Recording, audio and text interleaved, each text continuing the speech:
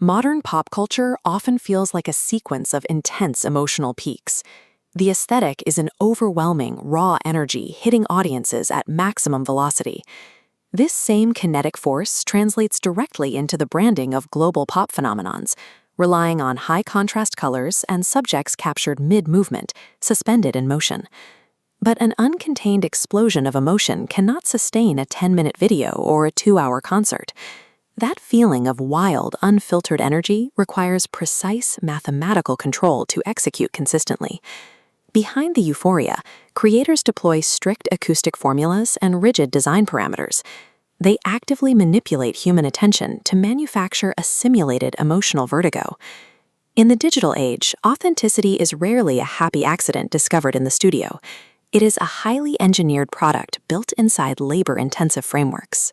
To understand how this machinery operates, we will dissect two distinct case studies: the audio production of Olivia Rodrigo's 2026 lead single, Drop Dead, and the visual guidelines governing P-pop and K-pop group branding. We will isolate two parallel domains. First, the sonic architecture that manipulates time and frequency, and second, the visual maximalism, dictating how the eye tracks. This is a technical autopsy. We are bypassing the lyrical themes and celebrity narratives to look strictly at the raw data and structural decisions making them successful. Knowing how to calculate these invisible boundaries is what separates reactive content from deliberate, scalable production. Audio producers often rely on a structural tool called a linear crescendo. The objective is to escalate the intensity of a track without ever altering its actual tempo. This digital audio workstation timeline illustrates the framework for Rodrigo's Drop Dead. The tempo is locked at a static 112 beats per minute, creating an unyielding mathematical boundary. The arrangement begins by dropping sparse eighth-note pulses onto this grid. This establishes a grounded, almost cold baseline for the listener.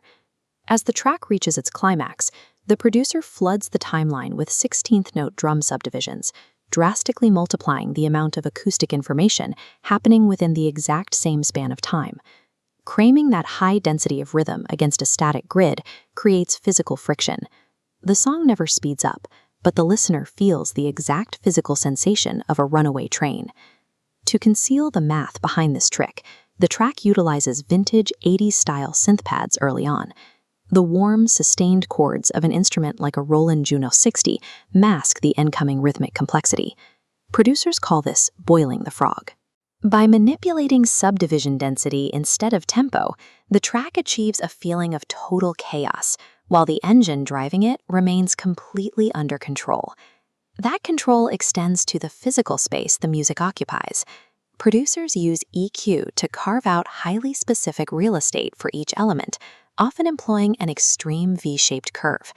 This frequency analyzer maps that spatial separation. A thick fuzz bass is locked entirely into mono within the 60 to 150 Hz range, delivering a concentrated punch to the listener's center.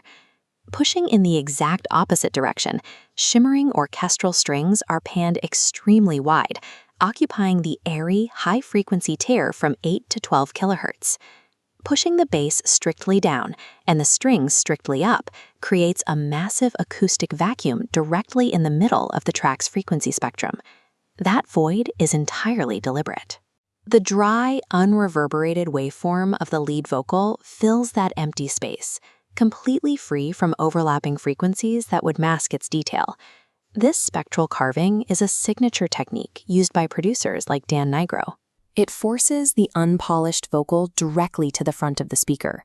When listeners describe a vocal as feeling raw or intimate, they are reacting to an acoustic architecture engineered specifically to isolate that voice from the rest of the mix.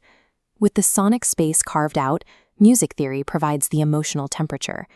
The track leverages the bright, radiant warmth of E major to establish a baseline of euphoria. Moving into the chorus, the harmonic progression shifts into a 4-5-1-6 pattern. Crucially, this progression begins on the subdominant, or 4 chord. Starting a progression on the subdominant denies the listener immediate resolution. Instead, it generates an acoustic lifting sensation, suspending the ear before resolving back to the root. Look at this MIDI piano roll tracking the lead vocal melody. Right on the lyrical hook, the pitch jumps a massive major 6th interval.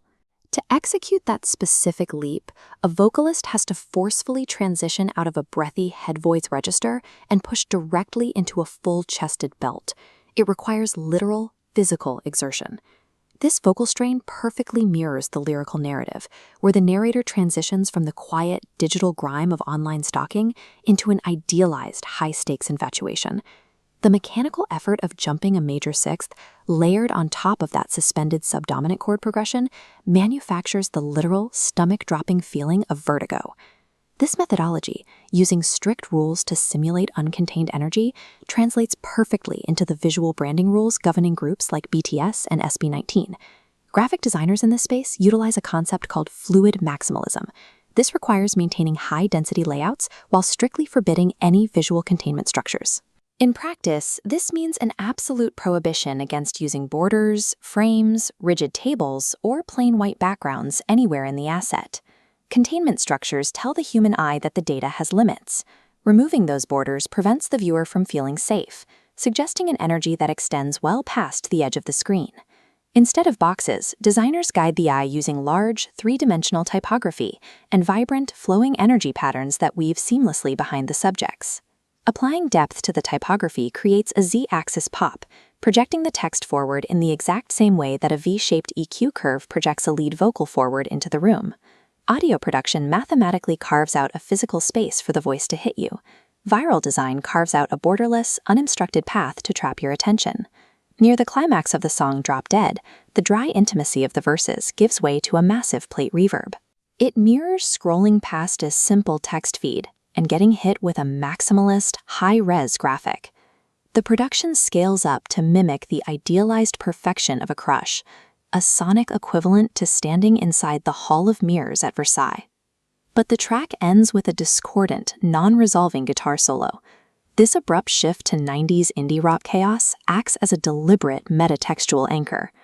The messy, unpolished unraveling at the end of the song is exactly as mapped and calculated as the sparse synthesizer pulses at the beginning.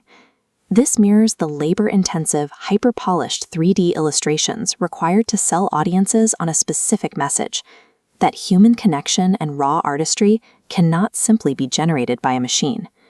Take linear crescendos, V-shape EQ curves, subdominant melodic lifts, and fluid, borderless design. These are the exact tools used to synthesize lightning in a bottle. The most chaotic, viscerally authentic moments you experience in modern pop media occur exactly when the invisible engineering is working its hardest.